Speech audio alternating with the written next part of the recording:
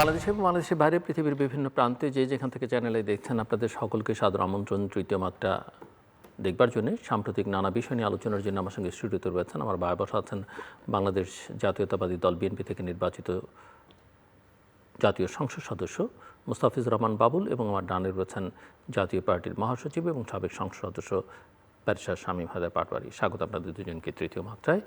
Mister Mustafizur Rahman Babul, আপনাকে অভিনন্দন নতুন সংসদ সদস্য হিসেবে, এবং সংসদ নির্বাচন হয়ে গেল, নতুন সরকার গঠিত হলো, নতুন মন্ত্রিসভা, এবং আমরা এখন অনেক রকমের নতুন নতুন নিয়োগ দিচ্ছি। নতুন আইজিপি নিয়োগ দেওয়া হলো, গতকালকেই বাংলাদেশ ব্যাংকের নতুন গভর্নর নিয়োগ দেওয়া হলো, সেনাবাহিনীতে রদবদল হলো। এটা খুবই স্বাভাবিক একটা নতুন সরকারের জন্য, কিন্তু একই সঙ্গে অনেক সারপ্রাইজও আছে এর মধ্যে বলে অনেকেই মনে করেন যে ঠিক ধারণা করা যায়নি এমন ব্যক্তিবর্গ এমন এমন জায়গায় নিয়োগ পাচ্ছেন যেটা খুব অনেকের কাছে ঠিক ধারণার বাইরে। তো আপনি কীভাবে ব্যাখ্যা করবেন আপনার দলীয় পজিশন থেকে? ধন্যবাদ আপনাকে আমার কাজকে আমন্ত্রণ জানাবার জন্যে। গত 12 তারিখ নির্বাচন অনুষ্ঠিত হয়েছে এবং 17 তারিখ নতুন সরকার শপথ গ্রহণ করেছেন। আজকে হচ্ছে 25 তারিখ। এই 8 দিনের মধ্যে সরকার 26 আসলে এখন অফিসিয়ালি সরকার গঠন এবং আপনি ঠিকই বললেন যে নানা জায়গায় নতুন নিয়োগ আমরা লক্ষ্য করছি। বিশেষ করে পুলিশের আইজি পদে নতুন নিয়োগ হয়েছে, সেনাবাহিনীতে রদবদল হয়েছে এবং সর্বশেষ আজকে বাংলাদেশ ব্যাংকের গভর্নর পদেও পরিবর্তন আমরা লক্ষ্য করলাম। আসলে প্রায় 20 বছর পর বিএনপি রাষ্ট্র পরিচালনার সুযোগ পেয়েছে, সরকার গঠন করবার সুযোগ পেয়েছে এবং গত 12 তারিখের নির্বাচনে মানুষ বিএনপির উপর বিপুল আস্থা স্থাপন করেছে এবং বিপুল সংখ্যাগরিষ্ঠ আসন নিয়ে বিএনপি সরকার গঠন করবার সুযোগ পেয়েছে। মানুষের কাছে বিএনপির অনেক প্রতিশ্রুতিও দেওয়া আছে নির্বাচনের আগে। বিশেষ করে আপনার 31 দফা কর্মসূচি মানুষের সামনে বিএনপি হাজির করেছে, দেশ গড়ার পরিকল্পনা বিএনপি মানুষের সামনে উত্থাপন করেছে এবং নানা প্রতিশ্রুতি নির্বাচনের আগে বিএনপি জনগণের সামনে দিয়েছেন। ফলে এই বিপুল বিজয়ের পরে এই যে নতুন সরকার, আমাদের বিএনপির চেয়ারম্যান জনাব তারেক রহমানের নেতৃত্বে যে নতুন সরকার রাষ্ট্র পরিচালনা, সরকার পরিচালনা শুরু করেছে, আমি মনে করি যে আপনার বিএনপির জনগণের সামনে দেওয়া যে প্রতিশ্রুতি, কর্মসূচি, এই প্রতিশ্রুতি এবং কর্মসূচি বাস্তবায়ন করবার জন্য বিএনপিকে আপনার তার নিজস্ব টিম, 31 দফা কর্মসূচি বাস্তবায়নের জন্য তার টিম চাই, দেশ গড়ার পরিকল্পনার জন্য তার টিম চাই এবং সর্বোপরি গত 25শে ডিসেম্বর জনাব তারেক রহমান বাংলাদেশে পদার্পণ করে উনি কিন্তু বলেছেন যে আই হ্যাভ এ প্ল্যান। ফলে তার সেই প্ল্যান, তার সেই পরিকল্পনা বাস্তবায়ন করবার জন্যে তার কিন্তু আপনার সকল ক্ষেত্রে তার নির্ভরযোগ্য, বিশ্বস্ত, তার প্ল্যানের প্রতি অনুগত, যোগ্য, মেধাবী মানুষকে কিন্তু আপনার পদায়ন করবার কোনো বিকল্প নাই। আমি আশা করি এবং আমি বিশ্বাস করি এই যে নতুন সরকারেও তো অনেক চমক আছে। নতুন সরকারে দেখবেন যে মানে হাতে গোনা কয়েকজন প্রবীণ আছে, যেমন কিন্তু অনেক নতুন, একেবারেই নতুন, সিংহভাগই নতুন। তারা কিন্তু আপনার মন্ত্রী, প্রতিমন্ত্রী হিসেবে কিন্তু দায়িত্বভার কাঁধে তুলে নিয়েছেন। জনাব তারেক রহমান আপনার এই প্রবীণদের সাথে এই নতুনদের উপর উনি আস্থা স্থাপন করেছেন, বিশ্বাস স্থাপন করেছেন যে এদের দিয়েই উনি ওনার যে পরিকল্পনা, প্ল্যান, সেই প্ল্যান উনি বাস্তবায়ন করবেন। একই সাথে তো আমাদের আর্থিক ব্যবস্থাপনায় আপনার এটা পরিবর্তন আনা কিংবা আরও দক্ষতার সাথে আর্থিক ব্যবস্থাপনা এটা পরিচালনা করা, তার জন্য বাংলাদেশ ব্যাংকের প্রধান উনি মনে করেছেন যে পরিবর্তন করা দরকার, একজন বিশ্বস্ত নির্ভরযোগ্য মেধাবী একজনকে দায়িত্ব দেওয়া দরকার। সেই বিবেচনা থেকেই পরিবর্তন হয়েছে। আমাদের ভেঙে পড়া আপনার পুলিশ প্রশাসন, যদিও আমরা এই নির্বাচনের প্রাক্কালে আমরা খেয়াল করেছি যে আস্তে আস্তে পুলিশ প্রশাসনও বেশ আপনার দায়িত্ব পালন করেছে নির্বাচনে, তারা খুবই ভালো দায়িত্ব পালন করেছেন আমাদের সশস্ত্র বাহিনীর সাথে। তো পুলিশ প্রধানের পদেও পরিবর্তন আপনার উনি করেছেন। একই সাথে সেনাবাহিনীতেও উনি পরিবর্তন এনেছেন। আমার বিশ্বাস এই সব পরিবর্তনই আপনার প্রথমত হলো কম বেশি রুটিন ওয়ার্ক। একটা নতুন সরকার যখন ক্ষমতায় আসে, নতুন সরকার ক্ষমতায় আসবার পরে তার টিম একটা ঢেলে সাজানোর যে তারই অংশ হিসেবে আপনি মনে করছেন? তারই অংশ হিসাবে এই ওনার টিম উনি সাজাচ্ছেন, এবং আমার বিশ্বাস এই নতুন টিম দিয়েই উনি ওনার কর্মসূচি, ওনার যে পরিকল্পনা, দেশবাসীর সামনে যে পরিকল্পনা উনি হাজির করেছে, সেই পরিকল্পনা উনি বাস্তবায়নে সক্ষম হবেন। ব্যারিস্টার শামীম হায়দার পাটোয়ারীর নির্বাচন কেন্দ্রিক অভিজ্ঞতা এবং তারপরে নতুন সরকারের এই যে কয়েকটা দিন গেল, নানা জায়গায় নানা নিয়োগ হচ্ছে, সরকার একটা গঠিত হলো, প্রধানমন্ত্রী কিছু পদক্ষেপ, সব মিলিয়ে আপনি কি দেখছেন বা কেমন মনে হচ্ছে আপনার কাছে? দেখুন, আমরা তো জাতীয় পার্টির ক্ষেত্রে আমরা মনে করি যে আমাদেরকে উইনিং সিটগুলো তো আমরা তৃতীয় হয়েছি, মানে যেসব জায়গায় আমরা অতীতে জোট ছাড়াও আমরা নির্বাচিত হয়েছি, সেই ভোটাররা এখনও বেঁচে আছে অনেকেই, তাদের ভোটে আমরা তৃতীয় হয়েছি। কেউ 33,000, কেউ 20,000, কেউ 35,000 ভোট পেয়েছি, যারা এক সময় জোট ছাড়াই 80,000, 90,000 ভোট পেয়েছিল।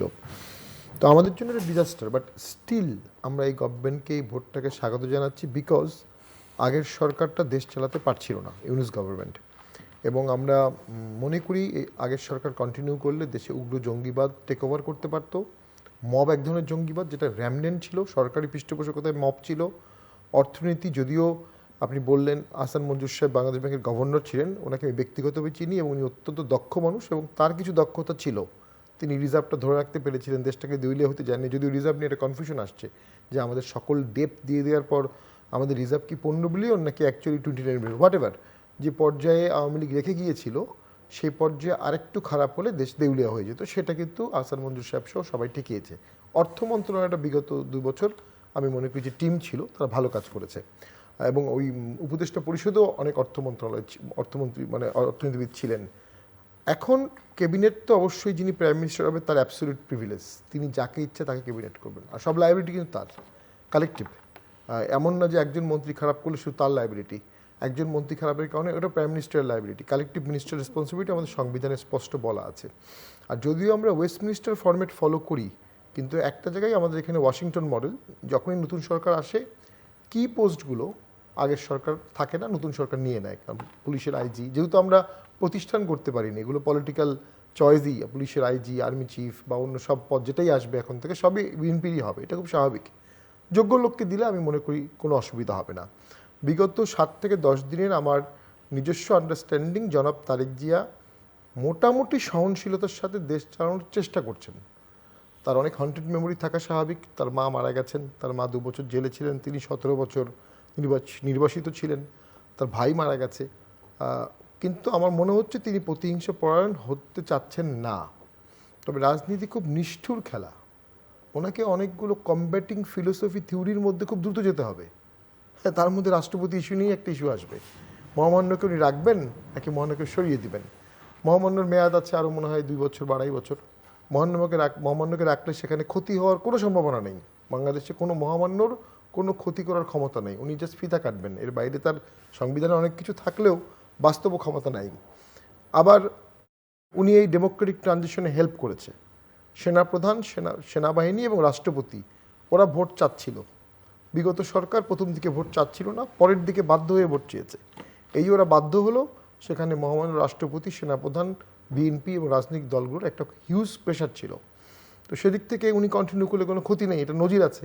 ইয়াজউদ্দিন সাহেব অত্যন্ত ভালো মানুষ ছিলেন, আমার বাবার কলিগ ছিলেন, অত্যন্ত ভালো মানুষ ছিলেন, অত্যন্ত নামকরা শিক্ষক নেতা ছিলেন, কিন্তু উনি কিন্তু পলিটিক্যালি একটা বিষয়ে ফেইল্ড হয়েছেন। তার মধ্যে একটা হচ্ছে যে উনি নিজেই কেয়ারটেকার গভর্নমেন্টের হেড হয়ে গিয়েছিলেন, এবং 111 হওয়ার পিছনে তার ভূমিকা আছে। তার প্রেস সচিব সেই সময় ছিল মোখলেসুর সাহেব। পরবর্তীতে আমরা দেখেছিলাম যে মোখলেসুর সাহেবকে আর্মিরা গিয়ে চর মেরেছিল, পত্রিকায় দেখেছিলাম, যাই না। তো উনি কিন্তু পলিটিক্যালি হ্যান্ডেল করতে পারেন নাই, এবং 111-এ 2 বছর উনি ছিলেন। 111 চলে যাওয়ার পরে আওয়ামী লীগ আসার পরে ইস্যুটা আসলো যে ওনাকে রাষ্ট্রপতি রাখা হবে কি হবে না। তবে আওয়ামী লীগ কিন্তু তার টেনুরটা তাকে রেখেছিল। এই পদটা খুব গুরুত্বপূর্ণ, পদের একটা ব্যালেন্সিং ফ্যাক্টর থাকে, যে ক্রাইসিস হলে পদটা ইউজ করা হবে। তো আমি মনে করি এই বিষয়গুলোতে জনাব তারেক জিয়া সর্বোচ্চ উদারতা দিয়ে দেখবেন। আরেকটি বড় বিষয় তার সামনে অর্গানিক্যালিও আসবে, লিগালিও আসবে। আওয়ামী লীগের কী হবে, আওয়ামী লীগের কী হবে, এই ইস্যু হ্যান্ডেল করা খুবই কঠিন। উনি ফর্মালি বলতে পারবেন না আওয়ামী লীগ ফেরত আসুক, আবার আওয়ামী লীগ ফেরত আসলে উনি ফর্মালি বাহা দিতে পারবেন না, বিকজ সেটা কিছুটা অ্যান্টি ডেমোক্রেটিক কাজ হয়ে যাবে। এই দুটোর মধ্যে যে একটা এক্সিকিউটিভ অর্ডার আছে, একটা এক্সিকিউটিভ অর্ডার আছে, সেটাকে যদি উনি বাতিল করে দেন তাহলে মানে আমরা জামায়াত ইসলামের ক্ষেত্রে যে কেসটা দেখলাম যে এক্সিকিউটিভ অর্ডারে জামাত নিষিদ্ধ, কিন্তু অভ্যুত্থানের পরে সেই অর্ডার আছে কি নেই, তোলা হলো কি না কেউ জানে না, জামাত দেখা গেল অত্যন্ত লাইমলাইটে। কখনো কখনো আইনগুলো পেপার ল হয়ে থাকে, এটার কোনো ইমপ্লিকেশনস থাকে না। ঢাকা ভার্সিটিতে এখনও একটা আইন আছে, জানি না বাতিল হয়েছে কিনা, ছিল যে কোনো মেয়ে ছাত্রী হোস্টেলের বাইরে দেখা করলে একজন মহিলা প্রভোস্টের সামনে বসে দেখা করতে হবে। এটা এখনও কাগজ কলমে আইন, কিন্তু এটা কোনো বাস্তবায়ন নেই। সো আওয়ামী লীগ অলরেডি 35টা অফিস খুলেছে, আস্তে আস্তে অফিসগুলো খুলবে। এখানে বড় সমস্যা হচ্ছে আওয়ামী লীগ ফিরে আসবে, এখন বড় আকারে ফিরে আসবে, এটা তো বিএনপি চাওয়ার কোনো কারণ নাই। কেউ তো আর ফ্র্যাঙ্কেনস্টাইন ডেকে নিয়ে আসবে না, খাল কেটে হাঙর নিয়ে আসবে না, আবার একেবারেই খুলতে দিবে না, ডেমোক্রেটিক স্পেস দিবে না, সেইটা মনে হয় কখনোই তারেক জিয়া চাচ্ছেন না। আবার উনি এটা চাইলেও ছাত্ররা কি করবে, ঢাকা বিশ্ববিদ্যালয় কী করবে, জগন্নাথ ইউনিভার্সিটি কী করবে, জাহাঙ্গীরনগর কী করবে, সব তো শিবিরের দখলে। প্র্যাকটিক্যালি ঢাকা শহর তো বিএনপির দখলে নাই। এটা হ্যান্ডেল করা খুব টাফ হবে ওনার জন্য। তবে আমি মনে করি এখন পর্যন্ত উনি শান্তশিষ্টভাবে সকলের সাথে আলাপ করে অত্যন্ত ম্যাচুরডভাবে হ্যান্ডেল করছেন। আওয়ামী লীগের ফিরে আসা, ওই যে এক্সিকিউটিভ অর্ডারটা ছিল বিগত সময়ের, ওইটাকে বাতিল করে দেয়া, অথবা ওই এক্সিকিউটিভ অর্ডারটা যে অর্ডিন্যান্সের ভিত্তিতে হয়েছে, আমি সেটা একটু স্টাডি করতে হবে, ওই অর্ডিন্যান্স যদি পার্লামেন্টে পাস না হয় তাহলে অটোমেটিক এক্সিকিউটিভ অর্ডারটাও বাতিল হয়ে যাবে। তবে বহুদলীয় গণতন্ত্রে আমি মনে করি সকল দল মাঠে থাকার যৌক্তিকতা আছে। জামাতকে ব্যান করতে গিয়েই তো আওয়ামী লীগ সব কেচে গন্ডুস করে ফেলেছে। আপনার দিক থেকে, আওয়ামী লীগের দিক থেকে এখন করণীয় কি, যদি আপনার কাছে আমি জানতে চাই যে তারা তো গত 18 মাসে আসলে সোশ্যাল মিডিয়াতে কিছু কেউ হুঙ্কার টুঙ্কার দেওয়া ছাড়া তেমন কিছু করতে পারেনি, এবং খুবই আনইউজুয়াল যে আওয়ামী লীগ একেবারেই একটা স্টেটমেন্টও পর্যন্ত করে না। শেখ হাসিনা কারোর সঙ্গে কথা বলেন, সেগুলো সোশ্যাল মিডিয়াতে আছে, কোনটা এআই দিয়ে করার, কোনটা জেনুইন সেটাও বোঝা অনেক সময় কঠিন হয়ে যায়। আমি মনে করি আওয়ামী লীগ বিগত যে ভোটটি হলো 12ই ফেব্রুয়ারি, এটাতে অংশগ্রহণ করেছে। এটাতে অংশগ্রহণ করে আওয়ামী লীগ কিন্তু চলমান ট্রানজিশনকে স্বাগত জানিয়েছে, এবং অনেক কিছু এই অংশগ্রহণের মাধ্যমেই তারা মেনে নিয়েছে, ভোটটাকে মেনে নিয়েছে, আন্দোলনটাকে মেনে নিয়েছে, ইন্টারিম গভর্নমেন্টকে মেনে নিয়েছে, নিজের দোষটাও ইনডাইরেক্টলি তারা মেনে নিয়েছে। আওয়ামী লীগের একজন মুখপাত্র দরকার, যিনি অ্যাকসেপ্টেবল, যার হাতে রক্ত নাই, যার হাতে দুর্নীতি নাই, যিনি কথা বললে সবার মধ্যে ঘৃণার উদ্বেগ হবে না, এমন একজন দুজন ব্যক্তি আওয়ামী লীগের পক্ষে পজিটিভ রাজনীতি করতে হবে, এবং আওয়ামী লীগকে বিএনপি জামাতের সাথে আলোচনা করতে হবে যে দেশের গঠনে তারা কী কী ভূমিকা রাখবে, কী কী নেগেটিভ কাজ করবে না। এরকম একটা কমিটমেন্ট নিতে হবে দেশ গঠনে, যে এতদিন কেউ আন্দোলন করবে না, সহযোগিতা করবে সরকারকে। তো সেরকম একটি ট্রাইপার্টি, কত বছরের পরিকল্পনা নিতে হবে তাকে, আমি এটা রাজনীতি খুবই খুবই বলা মুশকিল, কারণ এটা শুধু নিজের উপর নির্ভর করে না, অন্যের উপরও নির্ভর করে। বর্তমান সরকার যতই চেষ্টা করুক, বাংলাদেশের বাস্তবতা হলো এদেশে কোনো সরকার এদেশের মানুষকে হ্যাপি রাখতে পারবে না, শেষ করে দিচ্ছি। সো যখনই মানুষ আনহ্যাপি হবে, তার অপোজিশনগুলো এটা সুযোগ নেবে। তো সরকারও উচিত কারা কারা তার অপোজিশনে যাবে তাদের সাথে সুসম্পর্ক রাখা, যেন অন্যায়ের সুযোগগুলো তারা নিতে না পারে। তো অপোজিশনকে হ্যান্ডেল করাই তো রাজনীতিবিদের সর্বোচ্চ স্কিল। সেটা জনাব তারেক জি এখন চাইলে করতে পারবেন, সে প্রেক্ষাপট তার তৈরি হয়েছে, তিনি সেটা করবেন কিনা yet to see. Mister Mustafizur Rahman Babul, না, বাংলাদেশের রাজনীতিতে কিন্তু আপনার সাম্প্রতিককালে কিছু ইতিবাচক পরিবর্তন আছে আর কি আপনার আমাদের রাজনীতির কালচারে। যেমন ধরুন আপনার নির্বাচনটা হয়ে গেল, নির্বাচন হয়ে যাওয়ার পরে শপথ গ্রহণের আগে জনাব তারেক রহমান উনি কিন্তু আপনার জামাত নেতার বাসায় উনি গেলেন, উনি আপনার এনসিপি নেতার এনসিপি বাসায় নেতা নাহিদ ইসলামের বাসায়ও ইসলামী উনি আন্দোলনের গেলেন। নেতার বাসায় গেলেন। ইসলামী আন্দোলনের নেতা ওনার বাসায় উনি গেলেন। বাংলাদেশের রাজনীতিতে কিন্তু এর আগে কখনই আপনার এই মানে এই রেওয়াজ কিন্তু ছিল না। তো এখন আপনার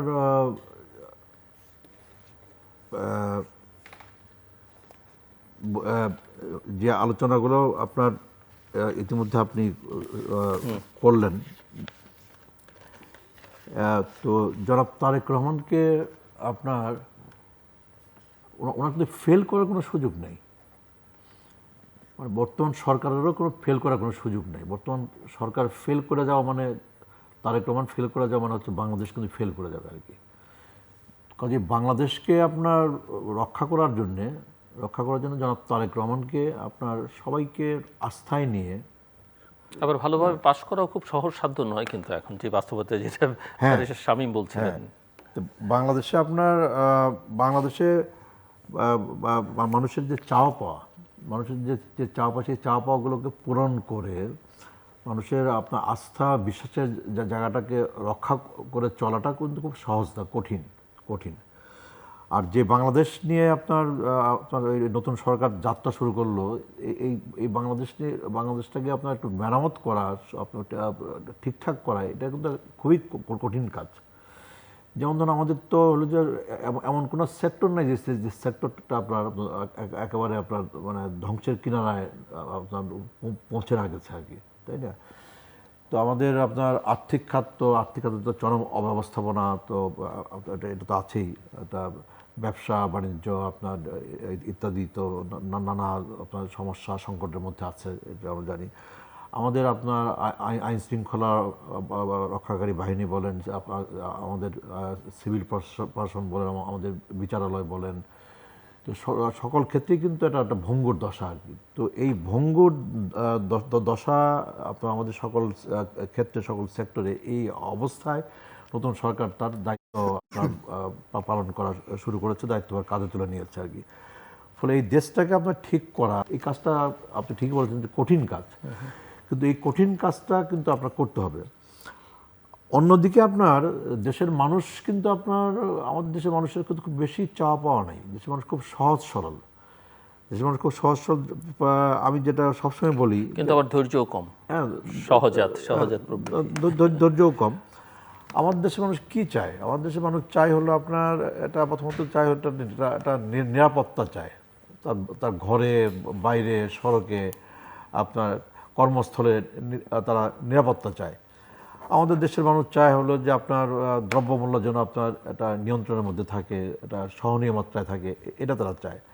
আমাদের দেশের মানুষ চায় যেন আপনার পথে ঘাটে যেন আপনার চাঁদাবাজি না থাকে, অফিস আদালতের জন্য চাঁদাবাজি না হয়, আপনার সমাজের জন্য আপনার সন্ত্রাসী কর্মকাণ্ড না হয়, আমাদের একটা আইনের শাসন যেন প্রতিষ্ঠিত হয়, আইনের আশ্রয় যেন পাওয়া যায়, পুলিশের কাছে গেলে যেন আইনের আশ্রয় পাওয়া যায়, বিচারালয়ে গিয়ে যেন আপনার ন্যায় বিচার পাওয়া যায়, এইটা আমাদের দেশের মানুষ চায় আর কি। ফলে এখন যারা সরকারে আছে তারা যদি আন্তরিক হন, বিশেষ করে সরকার প্রধান, উনি যদি আন্তরিক হন, ওনার যদি সদিচ্ছা থাকে, উনি যদি সত্যি যদি একটা দেশের মানুষের জন্য আপনার একটা ভালো কিছু করতে চান, মানে একটা কল্যাণকর কিছু করতে চান, তাহলে আমার বিশ্বাস যে ওনার সদিচ্ছা থাকলে ওনার যে মন্ত্রিপরিষদ, ওনাদের আপনার অসৎ হওয়ার কোনো সুযোগ থাকবে না আর কি। আর সরকার প্রধান যদি সৎ থাকেন, ওনার টিম যদি সৎ থাকে, তাহলে একেবারে তৃণমূল পর্যন্ত যারা আপনার এমপি থাকবেন, জনপ্রতিনিধি থাকবেন, তারা আপনার তৃণমূলের আপনার প্রশাসন, তাদেরও কিন্তু আপনার জনগণের স্বার্থের বিরুদ্ধে যাওয়া কিংবা জনগণকে কষ্ট দেওয়া, জনগণকে দুর্ভোগে ফেলানো, এটা কিন্তু আপনার সম্ভবপর হয়ে উঠবে না। কাজেই আমি আপনার খুব আশাবাদী। যেমন ধরেন যে আপনার আমাদের পাটোয়ারি ভাই, উনি তো ওনার বক্তব্য উনি বললেন যে উনিও আশাবাদী। আমাদের নির্বাচনের পরে আমাদের আপনার নবগঠিত সরকারের প্রধানমন্ত্রী, আমাদের বিএনপি চেয়ারম্যান জনাব তারেক রহমানের যে কর্মকাণ্ড, ওনার যে সিদ্ধান্ত, এবং ওনার সিদ্ধান্তগুলো খুব ত্বরিত, উনি কিন্তু আপনার ফেলে রাখতেছেন না। উনি আপনার নির্বাচন আগে যে প্রতিশ্রুতিগুলো দিয়েছেন, সেই প্রতিশ্রুতিগুলো বাস্তবায়ন করার জন্য কিন্তু উনি কিন্তু আপনার খুব ত্বরিত কতগুলো সিদ্ধান্ত উনি কিন্তু গ্রহণ করছেন। যেমন ধরুন ফ্যামিলি কার্ড, এটা বাংলাদেশে একটা খুব জনপ্রিয় একটা কর্মসূচি ওনার। এবং সেই ফ্যামিলি কার্ডটা কিন্তু এটা আপনার বাস্তবায়ন করা আমাদের মনে হয়েছে বাস্তবায়ন করার জন্য 6 মাস, 1 বছর, 3 বছর, 4 বছর সময় লাগবে আমাদের মনে হয়েছে আর কি। কিন্তু এটা কিন্তু আপনার পরীক্ষামূলকভাবে এটা বাস্তবায়নের জন্য কিন্তু ইতিমধ্যে কাজ শুরু হয়েছে এবং আগামী 10ই মার্চে গিয়ে এটা উনি উদ্বোধন করবেন আর কি। উনি আপনার সরকার শপথ গ্রহণ করার পরপরই আপনার রোজার মাস চলে আসছে। রোজার মাস উপলক্ষে উনি কিন্তু পরিষ্কার করে বলেছেন, উনি জাতীয় উদ্দেশ্যে ভাষণে উনি বলেছেন এবং উনি প্রয়োজনীয় নির্দেশনাও দিয়েছেন কি যে দ্রব্যমূল্যটাকে নিয়ন্ত্রণের মধ্যে রাখতে হবে। উনি বলেছেন যে আপনার বিদ্যুৎ আপনার ইফতারের সময়, সেহরির সময়, তারাবির সময় যেন নিরবিচ্ছিন্ন বিদ্যুৎ থেকে সেটা নিশ্চিত করতে হবে। উনি আইন শৃঙ্খলা পরিস্থিতির কথা বলেছেন, উনি মাদকের কথা বলেছেন, উনি সন্ত্রাসের কথা বলেছেন। আর উনি কিন্তু এও বলেছেন যারা যোগ্য, যারা মেধাবী, তারা যেন যোগ্যতা এবং মেধার বিচারে যেন তাদেরকে আপনার পদায়ন করা হয়, এবং যোগ্যতা ও মেধার যেন বিচার হয়।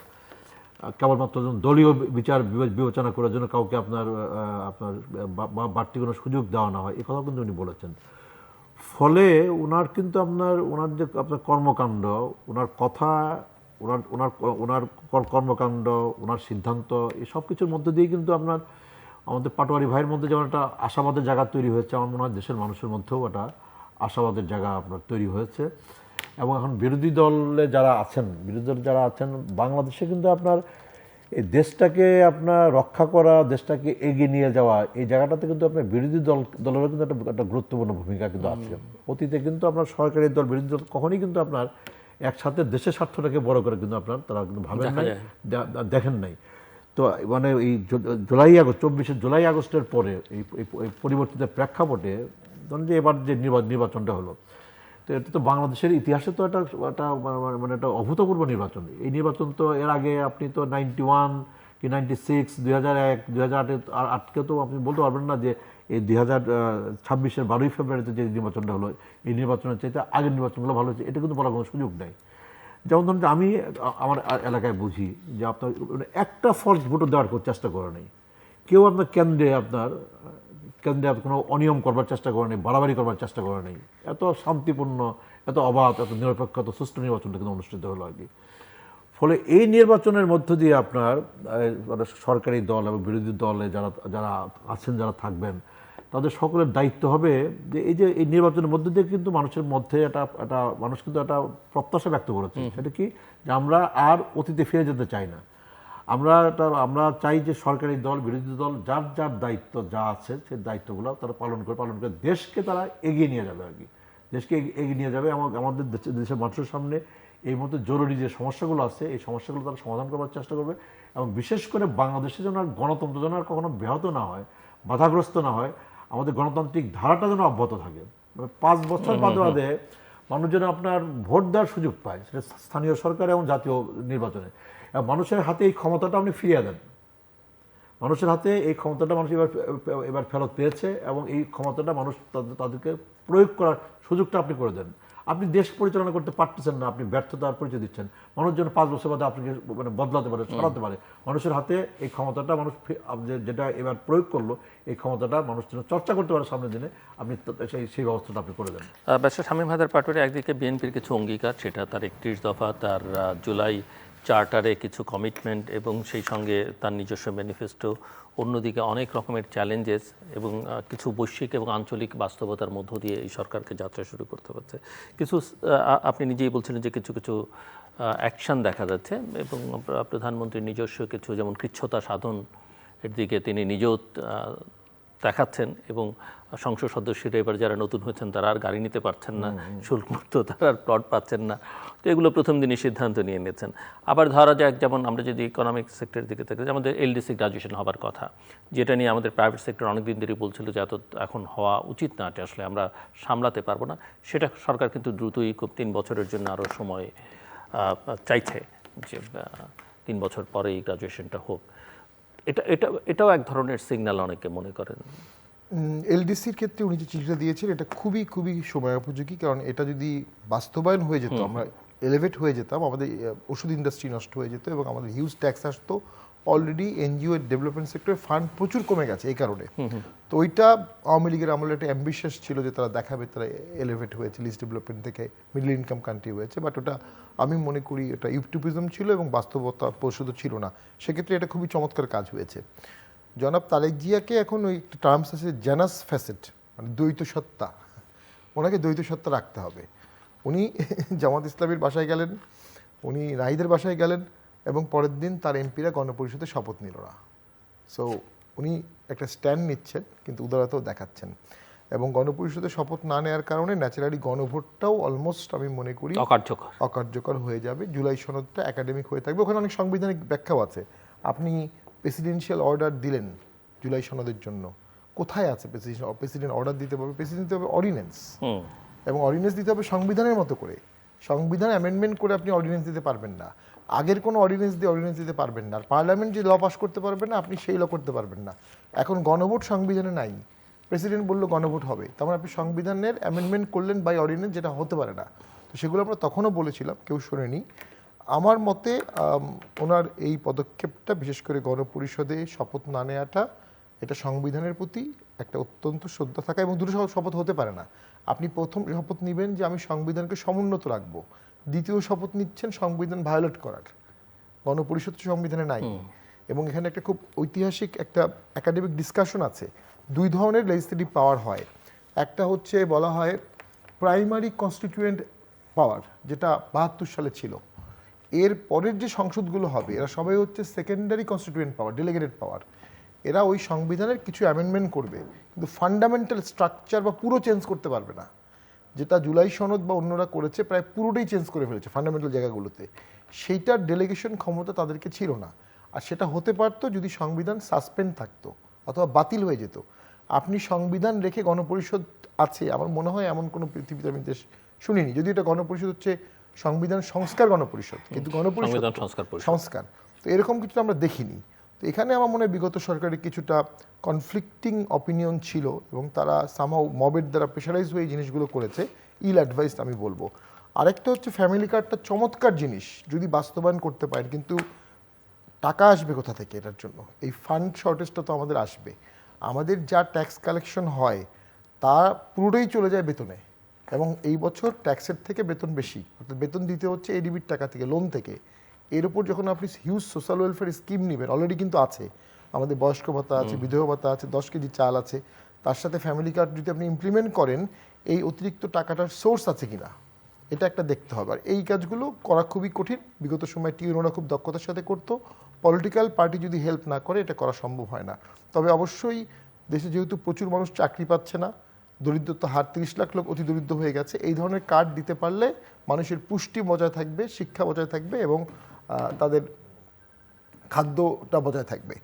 এটি হচ্ছে একটা ইস্যু। আর একটা ইস্যু যেটা হচ্ছে যে আমরা মনে করি সামনের দিনগুলোতে ওনার সবার সাথে আলাপ করতে হবে, সংসদের বাইরে যারা আছে তাদের সাথেও, এবং উচিত সকল রাজনৈতিক দলের এখন সকল দল মিলে একটা চার্টার করে ফেলা।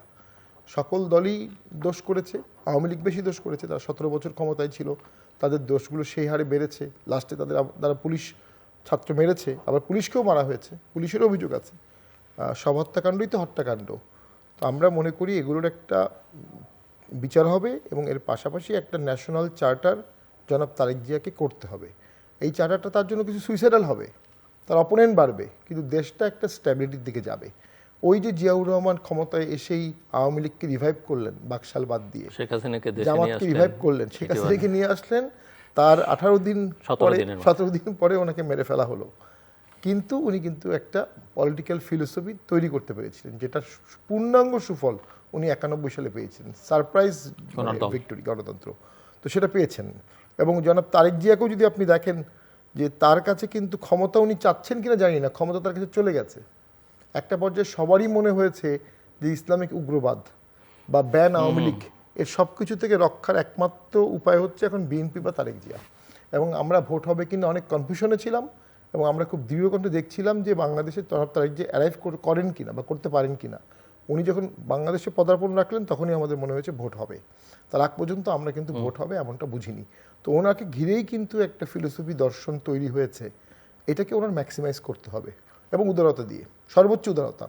আমরা মনে করি বিগত আওয়ামী লীগের আমলের অনেকগুলো ভুলের মধ্যে একটা ভুল আমার ধারণা এখন যেটা মনে হচ্ছে যুদ্ধাপরাধীর বিচার করা, এটা কতটা প্রয়োজন ছিল, মানে ফাঁসি দেয়া। যারা যুদ্ধাপরাধী ছিল তারা অনেকেই পরে শপথ নিয়েছে, এমপি হয়েছে, মন্ত্রী হয়েছে, সফলতার সাথে মন্ত্রণালয় চালিয়েছে, আন্দোলন করেছে, আবার জেলে গেছে। ঠিক তাদেরকে বিচার করে 50 বছর পরে ফাঁসি দিতেই হবে, এই মনোভাবটা দেশের রাজনীতিতে একটা ডাইমেনশন চেঞ্জ করে দিয়েছে এবং জামাতকে বাধ্য করেছে জীবনের বিনিময়ে হলেও আন্দোলন করে আওয়ামী লীগকে সরাতে হবে।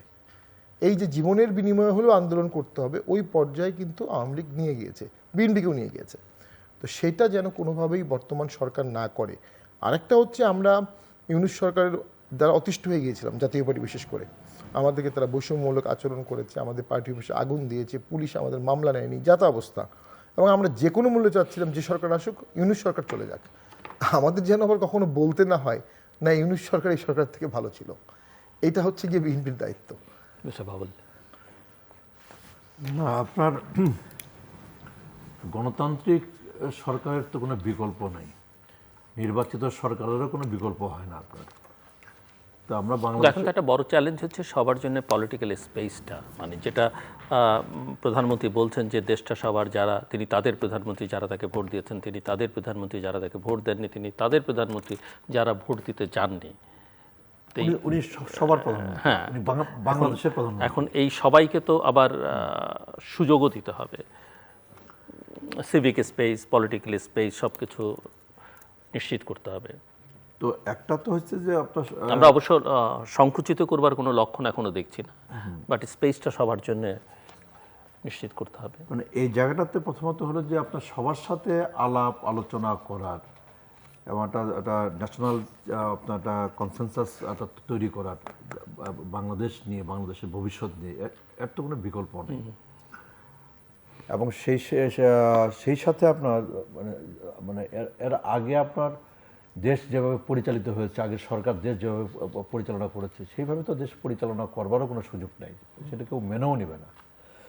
কাজে এই পরিবর্তিত পরিস্থিতিতে আপনার এই 12ই ফেব্রুয়ারি নির্বাচনের পরে যে সরকার গঠিত হয়েছে, এই সরকারের কাছে কিন্তু আপনার মানুষ কিন্তু আপনার ভিন্ন কিছু আশা করে।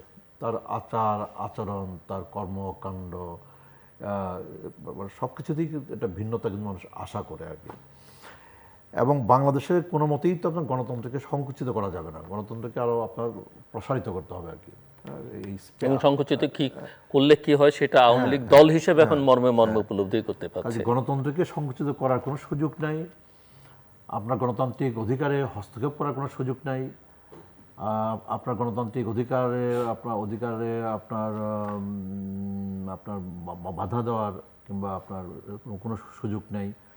আপনাকে আপনার কথা বলার সুযোগ দিতে হবে, আপনাকে আপনার দাবি দেওয়া পেশ করবার সুযোগ দিতে হবে, এবং সরকার হিসাবে আপনার কথা সরকারকে শুনতে হবে, আপনার দাবি দেওয়াকে শুনতে হবে, এবং এটা আপনার সাথে একটা আলাপ আলোচনা, একটা পরিবেশ থাকতে হবে, এবং আলাপ আলোচনা করে আপনার এই সব কিছু আপনার সমাধান করতে হবে। আগের মতো করে যে আমি কোনো আলাপ আলোচনা করবো না, আমি শুনবো না, আমি আপনার জোর জবরদস্তি করে দমন করব, আমি আপনার এই পথে তো আপনার হাঁটবার কোনো সুযোগ নাই। এখন বাংলাদেশে আপনার ধরেন যে আপনার সকল রাজনৈতিক দল, হ্যাঁ, একটা তো হলো যে আপনার আওয়ামী লীগ ছাড়া আর বাদ বাকি সকল রাজনৈতিক দলই কিন্তু আপনার এই নির্বাচনে অংশগ্রহণ করেছে।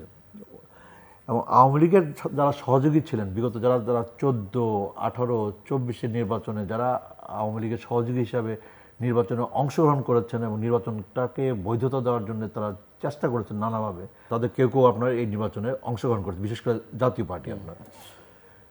তো এখন আপনার শুরুতে আমাদের পাটোয়ারি ভাই কিন্তু উনি কিন্তু খুব মানে কষ্ট নিয়ে উনি বলেছেন যে ওনাদের ভোট গেল কোথায়। তো এটা এই প্রশ্নটা আমার মধ্যেও, যে উত্তরবঙ্গে তো আপনার এই রংপুর বলেন, আপনার গাইবান্ধা, কুড়িগ্রাম, এই যে একটা জাতীয় পার্টির বেল্ট, এই বেল্টের ভোটগুলো কোথায় গেল। তো এইটা আমার কাছে মনে হয় যে আপনার এই জুলাই আগস্টের এই অভ্যুত্থানের পরে মানুষের মধ্যে আপনার ওই অঞ্চলে আপনার জাতীয় পার্টির প্রতি মানুষের মধ্যে যে একটা আবেগ কাজ করেছে, যে একটা সমর্থন যেটা ছিল, এই জুলাই আগস্টের পরে ওই এলাকার মানুষও আপনার তারাও আপনার ওই 2014-তে কী হয়েছে, 2018-তে কী হয়েছে, 2024-এ কী হয়েছে, এই সব কিছু তারাও কিন্তু আপনার কম বেশি বিবেচনার মধ্যে কিন্তু তারা কিন্তু নিয়েছেন। তারা হয়তো এটা তো বলার সুযোগ নাই যে আপনার রংপুর, কুড়িগ্রাম, গাইবান্ধাতে সুষ্ঠু ভোট হয়নি, এটা কি বলার সুযোগ আছে? এটা বলার সুযোগ নেই, তাই না? ফলে এই জায়গাটাতে হয়তো আপনার আওয়ামী লীগের সাথে এই যে আপনার আওয়ামী লীগের আপনার সাথে যে আপনার একসাথে নির্বাচন করার যে আপনার যে সিদ্ধান্ত, আওয়ামী লীগের সাথে আপনার সংসদে বসার এবং সংসদীয় কার্যক্রমে অংশগ্রহণ করবার, কখনো কখনো সরকারে অংশগ্রহণ করবার যে সিদ্ধান্ত, এইসব সিদ্ধান্তের কারণেই বোধহয় আপনার ওই অঞ্চলের মানুষ বোধহয় জাতীয় পার্টিকে এই একটা বড় শাস্তি দিয়ে দিল আমার ধারণা আর কি। আরেকটা হচ্ছে যে আওয়ামী লীগ বাংলাদেশে আপনার রাজনীতি করবে কি করবে না, এটা তো হলো আপনার একটা আইনগত দিক আছে। বর্তমানে আপনার একটা আইনি সিদ্ধান্ত আছে আপনার, যে আওয়ামী লীগের কার্যক্রম আইনি সিদ্ধান্ত না, এটা নির্বাহী নির্বাহী আদেশ, একটা নির্বাহী আদেশ আছে, নির্বাহী আদেশ বলে আপনার আওয়ামী লীগের কার্যক্রম নিষিদ্ধ করা হয়েছে আর কি। ফলে যতক্ষণ পর্যন্ত এই নির্বাহী আদেশ বহাল আছে ততক্ষণ পর্যন্ত তো আওয়ামী লীগের আপনার প্রকাশ্যে তাদের অফিস খুলে বসবার, প্রকাশ্যে তাদের আপনার কার্যক্রম পরিচালনা করবার সুযোগ আছে বলে আমি মনে করি না। আর আরেকটা হলো যে বাংলাদেশে আপনার কোন রাজনৈতিক দল রাজনীতি করবে, কারা নির্বাচনে অংশগ্রহণ করবে, কারা করবে না, এই সিদ্ধান্তটা তো একটা রাজনৈতিক দলের সিদ্ধান্ত, যেমন একই সাথে তো জনগণের তো একটা আপনার তাদেরও একটা সম্মতির একটা ব্যাপার আছে আর কি।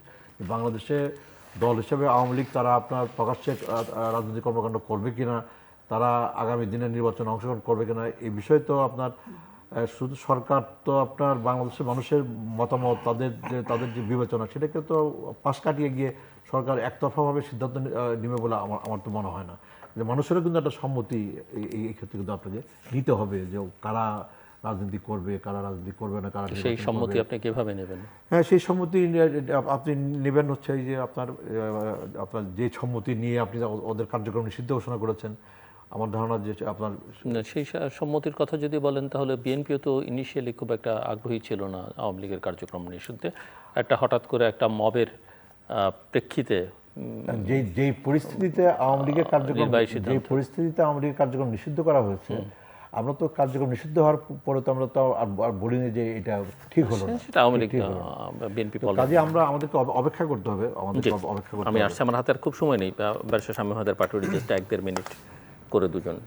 জি, ভোটার আমাদেরকে ছেড়ে গেছে এটা আমি মনে করি না। আসলে আমরা ডক্টর ইউনূস স্যারের সরকারের বিরুদ্ধে এত সোচ্চার ছিলাম, এনসিপির বিরুদ্ধে এত সোচ্চার ছিলাম, এনসিপির বিরুদ্ধে সোচ্চার থাকার জন্য জামাতও আমাদের বিরুদ্ধে ছিল। তো সে কারণে আসলে ভোটে আমাদেরকে একটা শিক্ষা দিয়েছে সরকার, ইউনূস সরকার। জনগণ ছেড়ে যায়নি, কারণ আমরা ভোটের ক্যাম্পেইন দেখেছি, ভোটের জনসভা দেখেছি।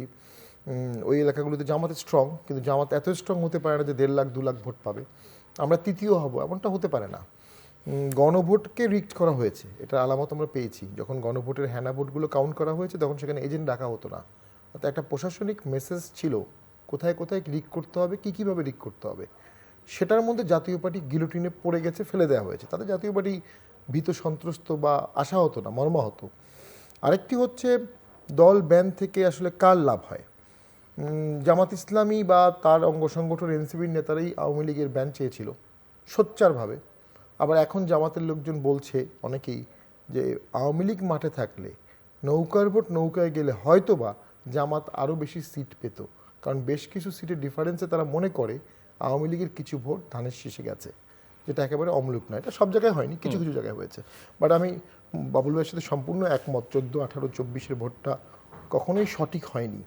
14, 18 ভোট সঠিক হলে বাবুল ভাইয়ের মতো লোকজন বা আরও অনেক লোকজন অনেক আগেই পার্লামেন্টে যেত, দেশের উপকার হতো, গণতন্ত্রের উপকার হতো। 3টা ভোট দেশকে পিছিয়ে দিয়েছে, সামনের ভোটগুলো যেন দেশকে এগিয়ে নিয়ে যায়। তো এখন বিএনপি হয়তো ভাবছে আওয়ামী লীগ ব্যান আছে, এটার পলিটিক্যাল একটা অ্যাডভান্টেজও আছে। ঠিক 6 মাস পরে কিন্তু মনে হবে এটা অ্যাডভান্টেজ থাকছে না। সো আমার ব্যক্তিগত অভিমত, পলিটিক্সে যত দল মাঠে থাকবে তত আপনি আপনার শক্তি স্ট্রেন্থ রাখতে পারবেন, বাকি ভোটগুলো ভাগ হবে, বাকি সমর্থনগুলো ভাগ হবে। আর যখন আপনি তাকে ব্যান রাখবেন তখন তারা কোন দিকে যাবে আপনি এটা ট্র্যাক করতে পারবেন না। অদূর ভবিষ্যতে আওয়ামী লীগ আর জামাত যদি এক হয় তখন এটা বিএনপির জন্য একটা বিগ নিউসেন্স ক্রিয়েট হবে। Mister Mostafizur Rahman Babul, just 1 minute. না, আমরা অপেক্ষা করব এবং আমরা এই সরকারকে আমরা সময় দিব। আমাদের নেতা জনাব তারেক রহমানের উপর আমরা আস্থা রাখতে চাই, বিশ্বাস রাখতে চাই। দেশবাসীকেও আমরা বলবো যে আস্থা রাখার জন্য, বিশ্বাস রাখার জন্যে। এবং আমার বিশ্বাস দেশবাসী হতাশ হবেন না, দেশবাসী নিরাশ হবেন না। তারেক রহমান উনি নির্বাচনের আগে দেশবাসীর সামনে যে ওয়াদা করেছেন, যে প্রতিশ্রুতি দিয়েছেন, যে কর্মসূচি দিয়েছেন, উনি সবাইকে নিয়ে সবার আগে বাংলাদেশ, ওনার যে স্লোগান, এই স্লোগানটা উনি বাস্তবায়ন করবেন ইনশাআল্লাহ। ধন্যবাদ ব্যারিস্টার শামীম হায়দার পাটোয়ারি এবং মিস্টার মুস্তাফিজুর রহমান বাবুল এই আলোচনা অংশ নেবার জন্য। দর্শক, একটাই কথা যে আমরা একটা গণতান্ত্রিক বাংলাদেশ চাই এবং অবশ্যই একটা রাজনৈতিক অর্থনৈতিকভাবে স্থিতিশীল বাংলাদেশ চাই এবং যেখানে মত প্রকাশের স্বাধীনতা থাকবে, চিন্তার স্বাধীনতা থাকবে, রাজনীতি করবার অধিকার থাকবে এবং সবার বাংলাদেশে সব অধিকার যেন সবার জন্য হয়, সেটা নিশ্চিত করবেন। আমরা আশা করি যে এই অঙ্গীকার প্রধানমন্ত্রী এবং তার সরকার রক্ষা করবেন। আমাদের সঙ্গে থাকবার জন্য অসংখ্য ধন্যবাদ। আপনাদের সবার জন্য শুভকামনা।